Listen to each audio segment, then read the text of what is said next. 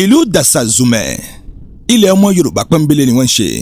Àpẹẹrẹ àwọn àpáta tó wà nílùú ọ̀hún ti fi hàn ìpè ilẹ̀ Yorùbá ńlá dé sí ayẹyẹ àjọ̀dún ẹgbẹ́ ìṣọ̀kan ọmọ Yorùbá lórílẹ̀‐èdè Benin.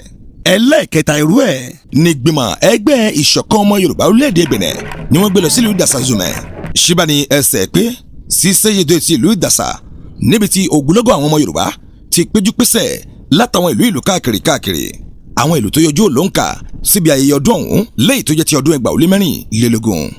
Àpapọ̀ ìgbìmọ̀ ẹgbẹ́ ìṣọ̀kan ìlú Àjàṣẹ́ ògbẹ́yìn níbi tá a ti rí àwọn ìlú bíi ìlú Ìsàkété, ìlú Ìfọ̀yìn, Ọ̀họ̀rí Ìjè, àwọn tó wá láti Kálábí, láti ìlú Zẹ́, ìlú Ìpòbẹ́ pẹ̀lú kábíyèsí ọba Eléṣí, ìlú Manigiri, ìlú Àléjò, Péyànkó, Nàtìtẹ̀ngù, Àjáwẹ̀rẹ̀ àti Ókàté tó ìdórí ìlú tí wọ́n pè ní Mọ̀kọ́lé, ìlú Ìdàsà pàápàá pẹ̀lú ìlú Ghana, ìlú Àgọ̀rìn tó ìdélù Àyọ̀gò, ìlú Kétu àti ìlú Sáfẹ̀ ògbẹ́yìn.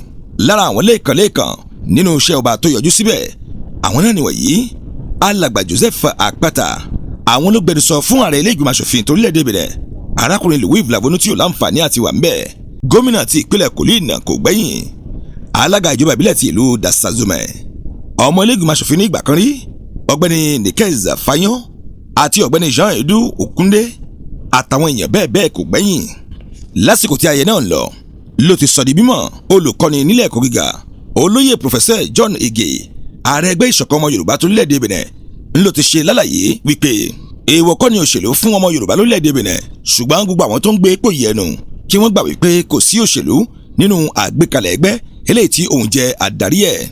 Ó wáá fi kún ọ̀rọ̀ rẹ̀ wípé kí gbogbo ọmọ Yorùbá ó lo ìfẹ́ láti lè rí i pé adébíyayọ̀ àti bí ìdùnnú tá ń lépa rẹ̀ láti ṣe. Àwọn ọmọ tó sọ orin ìjúbà orílẹ̀-èdè Benin tí wọ́n ṣe àgbàpèrè lédè Yorùbá, àwọn oníwá láti ìlú Wẹ̀sẹ̀ láti kọrin ọ̀hún kí gbogbo àwọn ọmọ Yorùbá ó lè gbọ́. Eré ọlọ́kọ̀ ọ̀jọ̀kan tó mú àṣà Yorùbá dání tí wọ́n fi hàn bẹ́ẹ̀ kò lóǹkà àtàwọn ìpele èyí tí Professor John Ige ṣe lálàyé pé ọmọ Yorùbá lọ láti àsìkò yìí. Kábíyèsí ọba ìlú Kétu wọ́n wá ṣe lálàyé sí i pé gẹ́gẹ́ bí àwọn ṣe jẹ́ baba ìsàlẹ̀ fún ẹgbẹ́ yìí, àwọn ń rọ gbogbo ọmọ ẹgbẹ́ ipe kí wọ́n fi ìfẹ́ lò, kí wọ́n fi ìfẹ́ fi ṣe kó lè bá túbọ̀ tẹ̀síwájú jù bẹ́ẹ̀ lọ. Wọ́n ní ìlépa àwọn kò ju ọ̀rọ̀ ìfẹ́ eléyìí táwọn ń fẹ́ kí inú okonú kí a lè bá débi ayọ̀. Àwọn lọ́balọ́ba lóyè ló wà ní ìkàlẹ̀ láti péjú pésẹ̀ síbi ayẹyẹ yìí. Ẹgbẹ́ àjọṣe ọmọ Yorùbá torílẹ̀-èdè Benin tí wọ́n fìdí ẹ̀ kalẹ̀ ní inú oṣù kejìlá tó kọjá, àwọn náà pẹ̀lú kóṣà ìyọjú pẹ̀lú àwọn ìgbìmọ̀ wọn láti péjú pésẹ̀ síbi ayẹyẹ náà. Aláyélúwà kábíyèsí àríyọ̀ ló darí àwọn ikọ̀ eléyìí tí wọ́n ṣe iṣẹ́ takuntakun kétọ̀ ọ̀hún kó tó lè wáyé.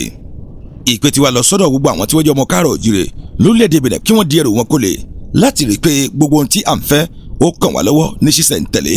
Àwọn ẹlẹ́ṣin tó fi ẹṣin dára torí àpòlé sọ̀tàn Yorùbá kí ẹṣin ó má yọjú níbẹ̀ ni wọ́n wá láti ìlú Paraku láti fi ayẹyẹ ọdún náà hàn. Ẹsẹ̀ kò gbèrò níbi ayẹyẹ ọdún ìṣọ̀kan ọmọ Yorùbá orílẹ̀‐èdè Benin eléyìí tí ó wáyé ní sẹ́yẹ̀dọ̀ ti ìlú Ìdàsà lọ́jọ́ 9 oṣù kẹta ọdún 2024. Kásùmù ìṣẹ̀lẹ̀ tí ń jábọ̀ ìròyìn fún iléeṣẹ́ Ọ̀sọ́lọ̀ TV. Ọ̀sọ́lọ̀ TV. Ìmọ́lẹ̀ gbogbo ọmọ ànàgó.